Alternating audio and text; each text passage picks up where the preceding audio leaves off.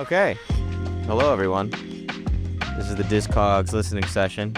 I'm Gabriel Lopez. I host the Vinelands, the Barrie local music show on KEXP 92.7 FM here in the Bay. You might have heard me last night promoting this exact thing. And I'm here with Dan The Automator. Give it up for him. How are you doing? How is digging? How is live digging? Stressful. Something weird we were just playing, but we haven't played the song you picked, was from the Can record. Do you want us to talk a little bit about Can and how that has influenced maybe your music, your collecting? Can is a German, I guess it's a psych group, but what I like about them, they're very funky. Can was one of the first groups that I knew of that was chopping up drum pieces and stuff and making it into songs and doing all that stuff that like would be very avant-garde in the late 60s, early 70s kind of period. And Ege Bamyasi, I think, is the moment where it all comes together with the greatest results. Right. I come from a sort of a hip-hop background originally. So I have a lot of very shallow knowledge in a lot of different genres. I'm not an expert in any one genre of music. Like, I could tell you a whole lot about like 1973 jazz or something like that, but then like 1976, I wouldn't even know who had a record, you know? But like with the record collecting, how we grew up with it was like going to stores every day, shopping for records to sample. Right. And then sampling got expensive, so we stopped doing that. But it's a way to like get introduced to a lot of different genres of music. Now, from the hip hop side of things, especially the period, that actually had a lot to do with the production style. It wasn't so much that it was like rock music or soul music or country music or whatever. It more had to do with an era of jazz music. It more had to do with an era of music. It was more like stuff from like average. It of course varies a lot, but like 1967, 68 to 1974. Because after that, it kind of got more disco and a little bit more production. Before that, it wasn't quite the groovy funk thing on the average. So I have a pretty wide, funky knowledge of music between 1967 and 1974. So Can kind of falls into that to a degree. Now, that was where I started from. So that's where I learned about a lot of these groups. Because like I wasn't growing up going like, oh, I listened to the Rolling Stones or I listened to this or that. I would listen to like rap and funk and soul stuff. You know what I mean? So this was my version of music history, you know? Right. Absolutely. So what's this Can track that we're playing tonight? Which one was Sing Swan Song? Sing Swan Song? Okay, it's like it's a kind of a ballady kind of thing. It's like the reason I love this record is because it's just groovy. It's actually I think it was like a homeless dude, like a Japanese singer that was like singing his most beautiful voice, and it's just play it. It's like Hi, this is Sing Swan Song.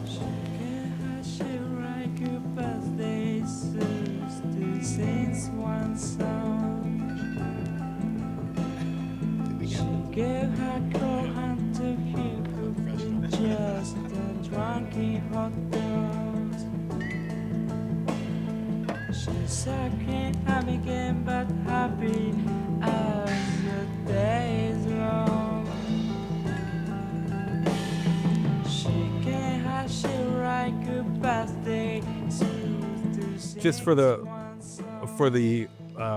train spotterly interested. I don't know if you can pick it up from listening to that a little bit, but that's actually, if you mix that in Sexy Sadie, it's pretty much the melodic vocal lines from Karma Police. So us rap people are not the only people who do this stuff. What we got up next? What are we saying now? I brought a couple records. This one I brought it because it's interesting, not because it's significant in certain ways. This is a 45. It's a promo only 45 from a blaxploitation movie in the 70s called Black Belt Jones. And this is the theme from Black Belt Jones. The reason Jim Kelly. Yep. Legend. Exactly. The reason I brought this is because it was one of the rare records that were really hard to find in the looking for rap records. It was sampled, well, you'll hear it, and if you know it, you can say it out loud. First person can win a half drinking water or whatever. But for us, by digging for records, like this was one of the ones that like we just wanted to get. So I just felt like bringing it. Now, bear in mind, I'm not a collector, so there might be some pops on here. It might be a little bit dusty, but it might skip. as the ambiance. Yes.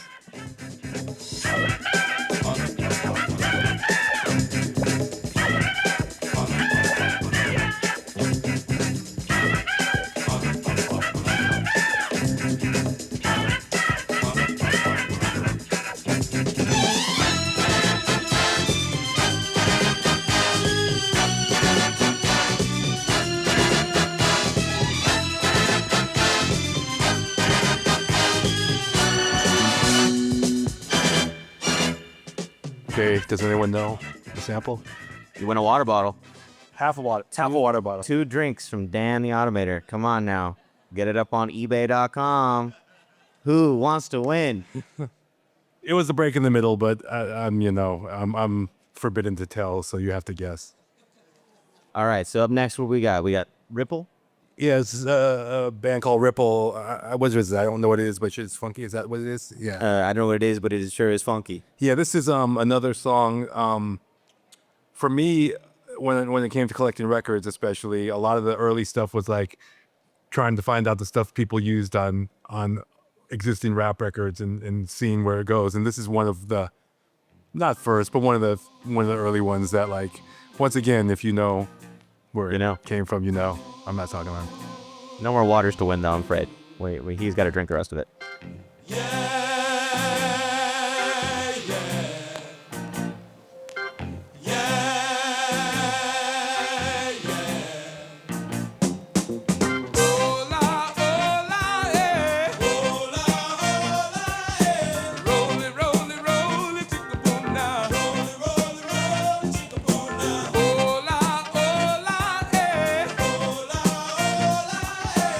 That was great. Oh, cool. Thanks.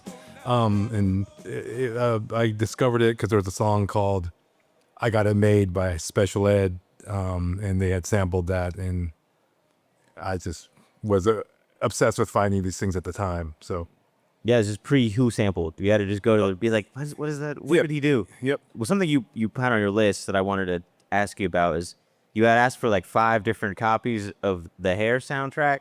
Oh, yeah. As somebody who's never seen Hair, but is very familiar with your music, it made sense to me. You have a sense of theatrics and performance in your music. You have personas, Nathaniel Merriweather, Right. etc.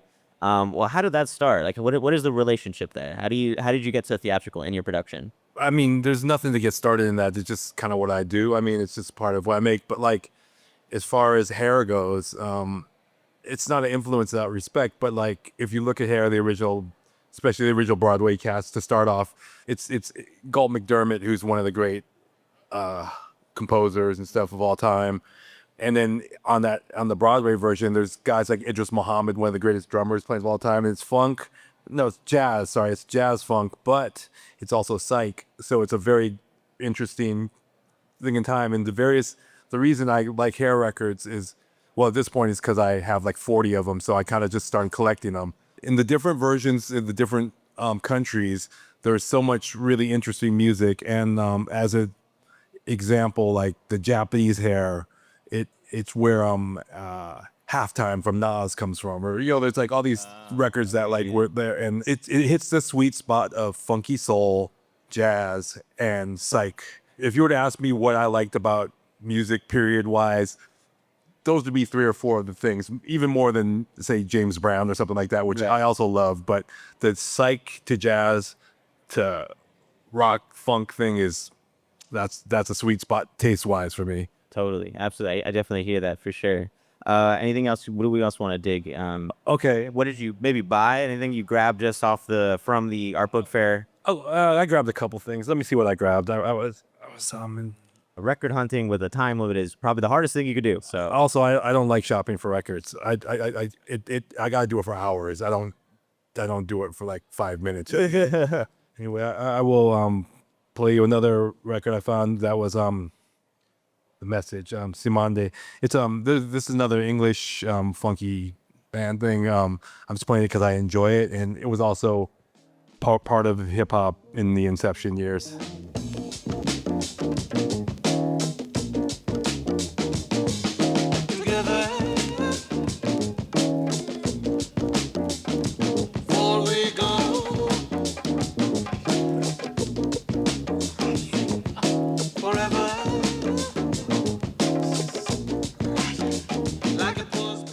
they're actually still playing out right now, and they're pretty amazing still. Like what I'm gonna play here, it's a lot of what searching for and looking for records is now.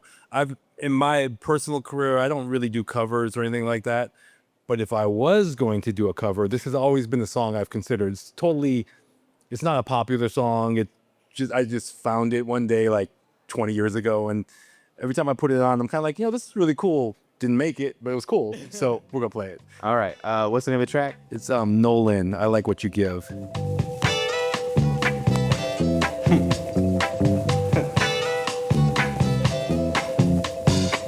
I get on up in the morning time. I go to work in the early time. I take my break about 10, yes I do now. I sit and think of just how it's been, and baby, I like what you give. I like what you give. It's funky though, right? It is very funky. I discover a lot of stuff.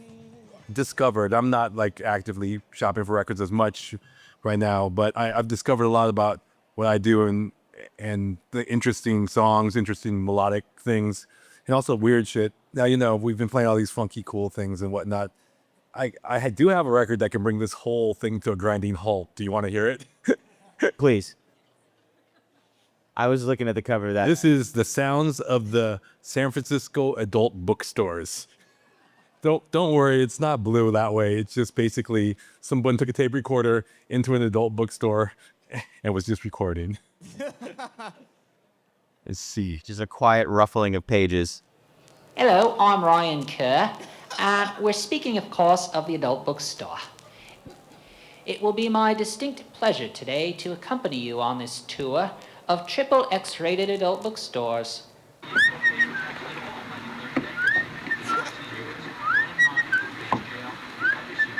wasn't expecting this. When you said you were going to bring it to a grinding halt, this was not at the top of my list. So anyway, records can be educational. That's what the title of that was. Once more, what is it called? Sounds of the San Francisco Adult Bookstore. All right, what else did you grab out on the floor? This is the Jimmy Castor bunch.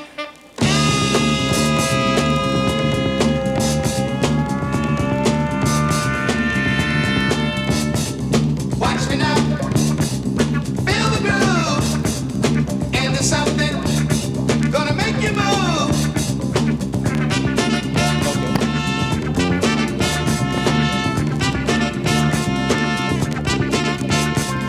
Here we come, on the run, don't know what we're running from.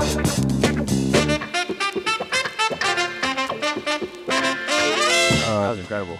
That record is Jimmy Castor bunch. It's Just Begun.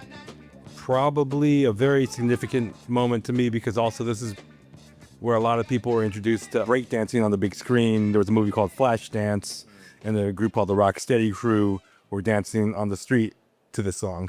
We got one. We have time for one more, thankfully. So, what's this last record? It's the Soul Makossa by Manu Dibango. It's been covered many times a lot, but it's another big New York Right.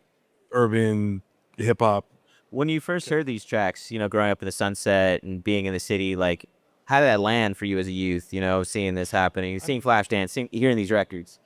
Rap music. I was always fascinated with rap music and like seeing like the whole thing come around with the different stuff, the graffiti, the break dancers, the whole thing, and seeing them, touch the turntables and cut. And these weren't records, like these two weren't records I was thinking about for like the sample aspect. It's more of thinking about them in terms of like New York and hip hop and summertime and all that kind of stuff in my mind, at least. I wasn't. Bronx is Burning, that sort of era. Yeah, so watching it on TV or whatever when you're a kid, you're like, oh, okay, this is the stuff that like, yeah.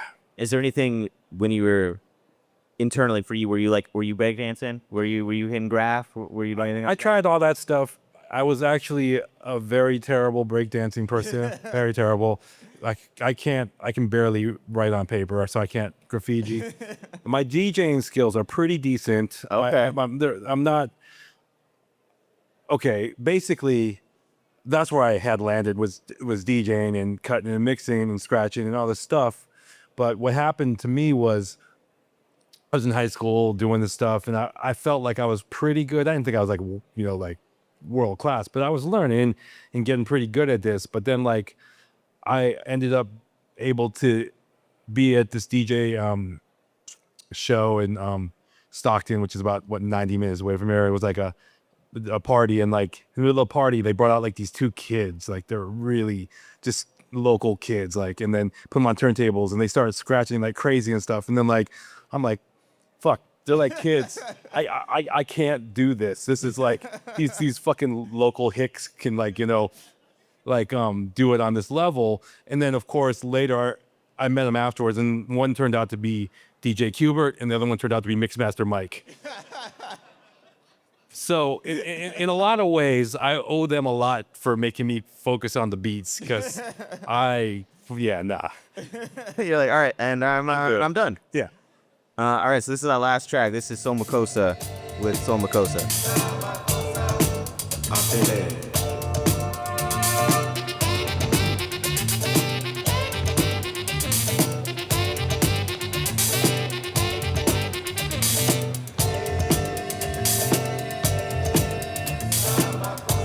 Mosoma. So that's Soul Makossa. Soul Makossa. Incredible track. Sort of at the end here, is there anything sort of, when you think about your record collecting, I know mostly you've been doing it for production, for sampling. Is there anything left, any holy grails, you're looking for still? There's a lot of records that like I would like to have, but as far as collecting goes, I'm not a collector in that respect. I would say there's individual 45s I want to get, just because historic purposes, I should say. But as far as records I buy nowadays and stuff like that, I like a lot of soundtrack stuff, like the late 60s, early 70s, a lot of the Morricone things, Right. like Lalo Schifrin stuff here and there. I have pretty much, not all of them by any means, but I have pretty much a good selection of what I like.